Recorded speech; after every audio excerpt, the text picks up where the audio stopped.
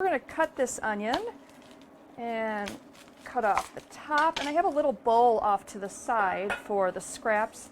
And sometimes, I'll just keep, scraps of vegetables in the freezer and make a big pot of vegetables. I'm sorry, vegetables. Vegetable stock. Veggie Kinda stock like this, or broth, right, whatever. Right, exactly.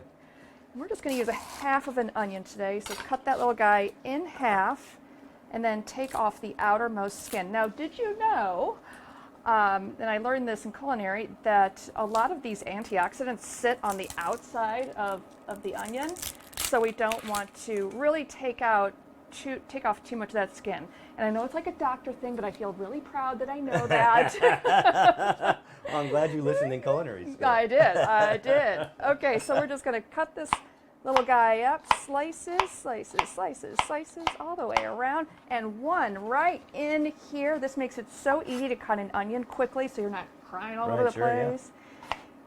We've got our chops right in there. We're going to pull this guy right off of here, put him right into our soon-to-be veggie stock, and then this goes straight into our hot pan. Well, Karen, I noticed, there's no oil in that pan, and I don't use any oil. Come on. So how are you going to saute those onions without oil?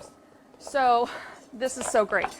First of all, plants, as we are cooking with today, have a lot of water in them. Right. So you don't need to coat the pan already. That water is going to pull out of the onions, the carrots, and the celery, and it'll be a lot easier to get in there and let them just slide all around. Oh, that's great. And there's, the added bonus is you're not getting all those extra calories and stuff that come with the oils, because a gram of carbohydrate or protein only has 4 calories, but a gram of oil has 9 calories. So that should be illegal. No, I mean it's crazy because you throw a teaspoon or two of oil in there, and all of a sudden you're getting 200, 300 calories that you just don't need. Yeah. So and who really just measures out a tablespoon or two of oil, right? That's right. So if people are coating their pans with oil, then they're adding 400, 500, 600 calories before they've even put any ingredients in there. Exactly. So. Boo. Yeah, right, exactly. So I love this oil-free technique. It's amazing. Yeah, and one thing that I've learned is that people, put oil in the pan to help everything slide around, just as we said. But I've learned also that if you're creating a buffer between your food and the pan, when you eat the food, that oil also creates a buffer between your taste buds and the food. So you can't really taste that food the way you think you can. Yeah, for sure. So we're going to let this cook for just a few minutes and let the carrots get nice and soft, and the onions will become transparent. So Karen, what happens if you do start to get a little stickage there? Yeah, so if you do, not a big deal. And here's the thing also, if you see a little bit of browning on your pan, that's the yummy bits, right? That's the yummy bits. It is kind of like a pre-burn, but we won't say the word burn.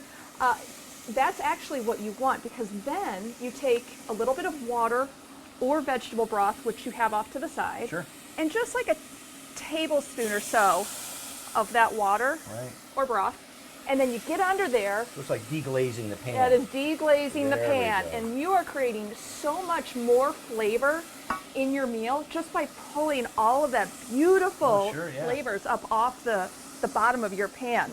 This is already starting to smell so delicious. Smells so good. I love this. I love this mirepoix. So that's your carrots and celery and onions. It's a nice, really nice base to so many soups or stews. Right. Okay, so that actually looks really good. Yeah. Now what I want to add now is, I'm going to use your spatula, thanks.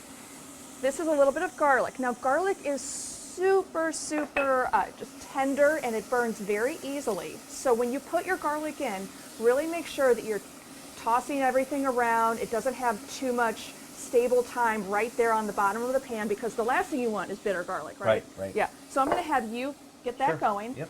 And while that's going, I am going to take our red potatoes, which have been washed, but I'm leaving the skin on because I want to get all those nutrients that are, again, on the outside of the potato. And these will cook, this will cook pretty quickly because I'm cutting them really, really small. Like bite size, right? Like bite size, because remember, this is a soup. We want it to stick, or we want it to sit right on your spoon. Right. These are sticky little guys. They're going to be great. And I love these red potatoes just because there's more color. They're nice and creamy, but not too creamy. They will not dissolve in the soup. But they will become very soft, very palatable. All right, one more, two more. There we go. So I'm going to put this right into your soup, or right into your pan. Whoops. Man down. Man down. Here we go. Gosh. Okay, now I'm going to pull our heat. Oh, do this. Now this is cumin, coriander, salt, pepper. Am I missing one? That's it. Okay. Now that we have, the water has come out of our vegetables in there, creating, so we don't need oil for this. You can see how the spices are really sticking to all the food. This is exactly what we want. It smells so good. That cumin's starting to toast a little bit. Yeah. Oh my goodness.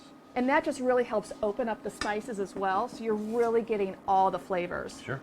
So now, at this point, we're just going to take our homemade veg broth and put it right into our pan. We're going to turn the heat way up because we want that to come to a boil and then down to a simmer.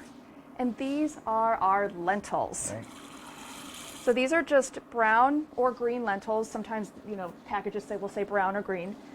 And because they are such a small lentil, or a Right. small, legume. Right. They were a legume. Yeah. They were, yeah.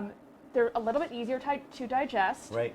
And they also have a very, very thin skin. So sometimes people will soak them. All right. That'll shorten the cooking time. Right. Not necessary though.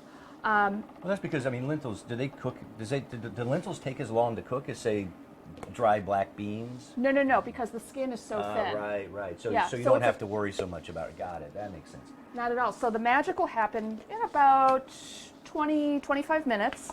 And then eventually we will add this bowl of spinach. What about rinsing? Oh, the yeah. lentils? Sometimes I do, sometimes I don't, but I would, especially if you're new to cooking lentils, I would prefer that you probably do rinse them, because sometimes you can get a little pebble in there or right, something, right. and nobody wants to bite down on that, Sure, right? So sure. that wouldn't be a tender lentil. Right. I would say go ahead and give it a quick rinse. Sure. Okay, great. And we're going to cover this? We're going to cover this, bring it up to a boil, down to a simmer, and near the end of cooking time, we're going to add our spinach so it wilts down and it's all delicious. And then we'll brighten it up with this at the end, right? Yep. We'll All talk right. about that when we get back. Okay, great. All right. All right, the place smells great, and we've already added in our spinach, so that's nice and wilted in Yeah. there.